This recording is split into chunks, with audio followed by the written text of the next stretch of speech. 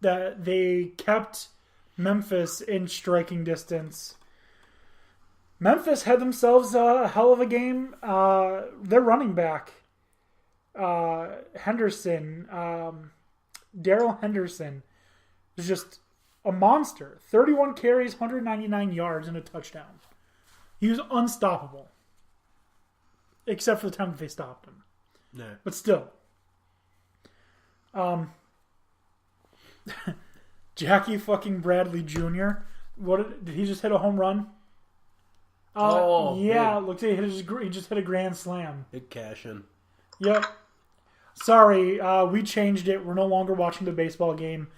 We're watching not the Red Sox, the Celtics taking on the 76ers. Red Sox Brewers World Series. Anyways, Mackenzie Milton had himself an okay game, 17 of 29, 296 yards, 1 touchdown. He didn't light it up, but he was efficient. He was good. 300 passing yards. That's a good game. That game just so much fun to watch. I wish we were watching that on the big screen and Penn State on the small screen so that I didn't get to see the losses. Would have been less disappointed. Yeah. Probably. Yep. Probably. Well, just save that for future reference. Anyways, moving on. Was there any doubt that Alabama was going to beat Missouri? Not really. I think it was just whether they'd... they didn't even need to play the game. The spread, and they did. What was the spread? It was like 25 points or something like that. And just barely. It was 28, and they won by 29. Yeah.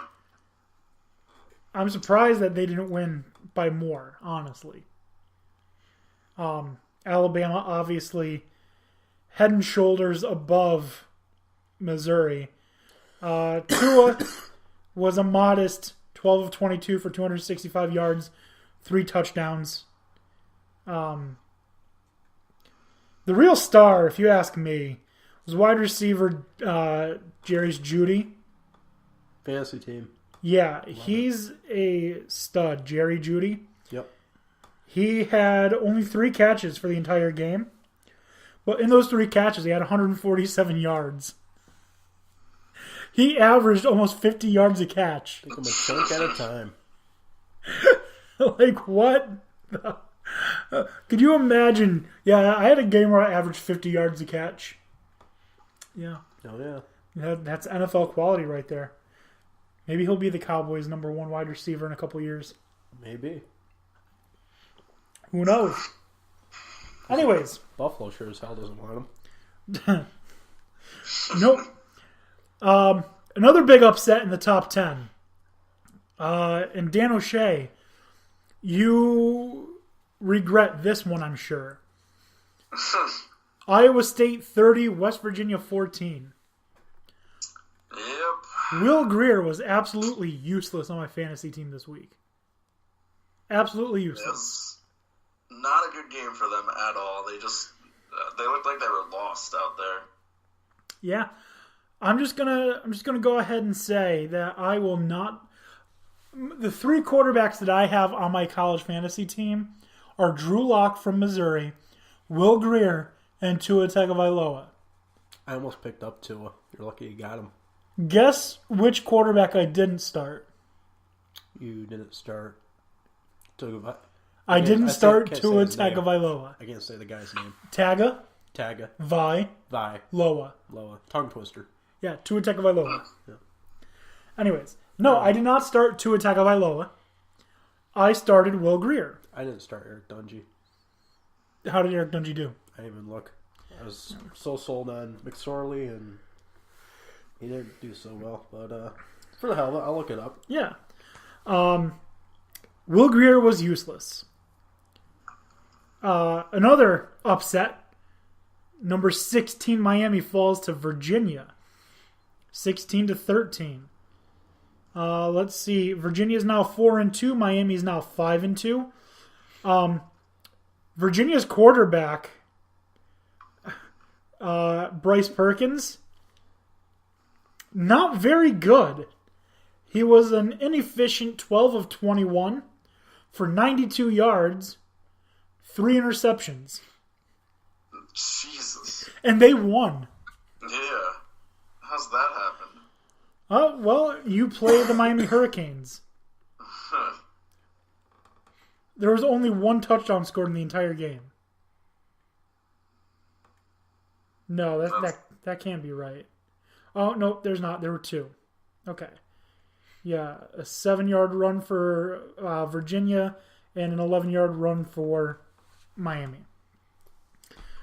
Not a good game. Another game that was not a good game was Michigan and Wisconsin. Have to give Michigan their props. They were on bye. Forgot, that's true. Oh, yeah. But McSorley wasn't even that good. 13 points at quarterback. Well, he did better than Will Greer, who got me 5. All right, so Michigan took care of business against Wisconsin 38-13 in the Big House. And the nightcap, USC upsets Colorado 31-20. There was one other notable game as Florida State lost to bye week 30-7.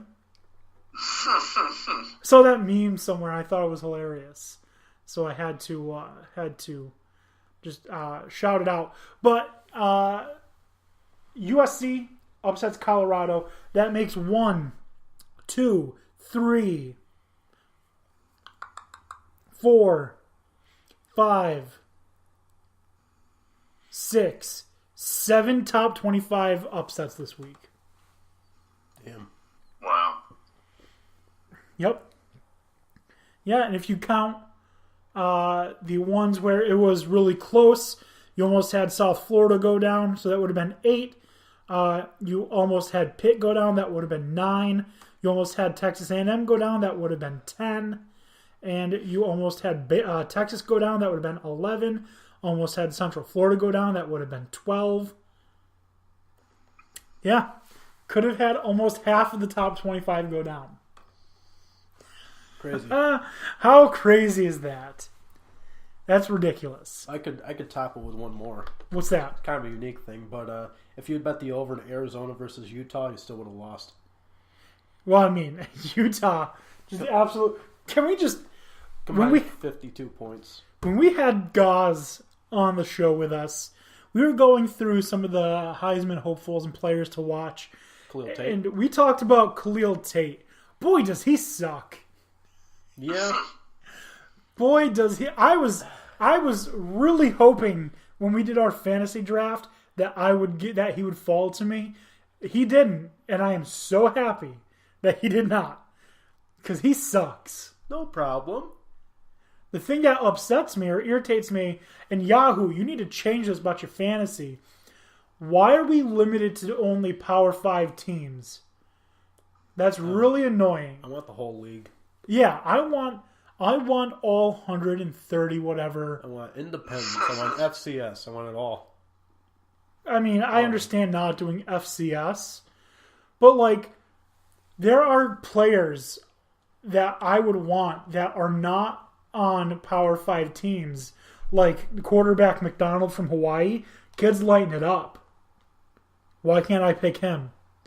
Why can't I have Mackenzie Milton? Why? Because you're elitist. That's why, Yahoo. Yahoo is elitist. Remember that. Anyways, that's all we've got for the top 25. A lot of upsets. So now we're gonna have a lot of fun. We have our mid-season predictions as we are now in week 8 of college football.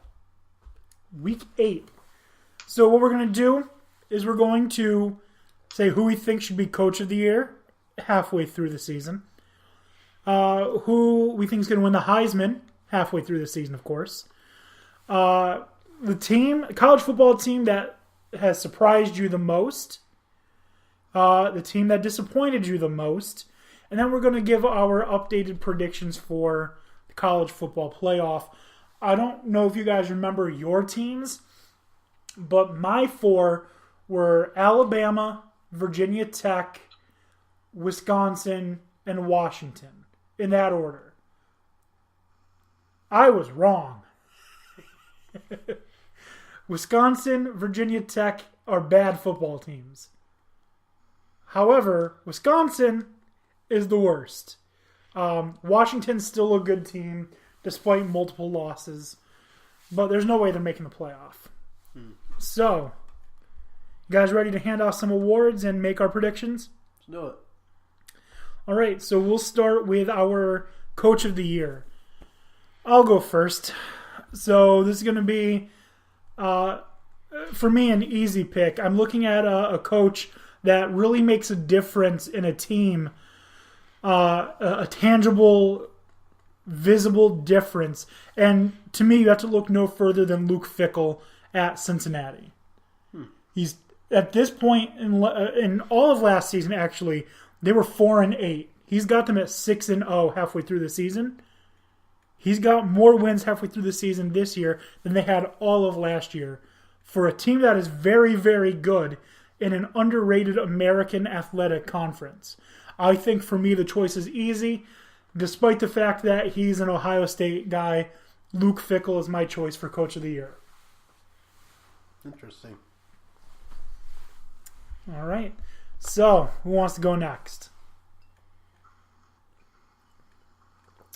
Don't all jump at the chance. I was kind of torn on this.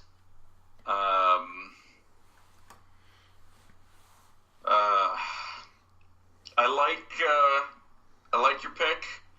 I'm going to do a homer pick and say Mario Cristobal, because Oregon was, after Taggart left, Oregon was expected to have like a pretty terrible season, lost a bunch of recruits, and now they're 12th in the nation and, looking like they can go toe-to-toe with almost anybody. Who was it that you were struggling with between him and who? I had a couple in mind. My other, because I narrowed it down from like 6 to 2. The other one was Ed Orgeron from LSU. Yeah, he was near the top of my list. I don't know if he was right at the top, but he was, he definitely deserves some recognition for what, LSU has put together. I'd like to hear his speech. Yeah. No, you see what really happened live. When we watch a lot of film and we really pay attention to what the guys are doing on the other teams, and then we just pound the ground. Yeah. That's exactly what Ed Orgeron sounds like, if you've never heard him. Anyways, it's a good pick. What about you, Dan Beebe? I think I'll go with Mike McIntyre from Colorado. It's a good pick as well. Yeah. They lost, what's his name, Philip Lindsay. Yep. And they're still out there playing like men possessed. Yeah. Except for when it comes to playing against that garbage heap of a team in Southern California. After dark, but yeah. Yeah. Anyways. They've been doing very well week to week. They have. I would ask Tony for him to chime in with his pick, but I'm sure he's still over there fantasizing about Jackie Bradley Jr. World Series mode. Yeah. Come on. Anyways, so we're going to save our Heisman for second to last.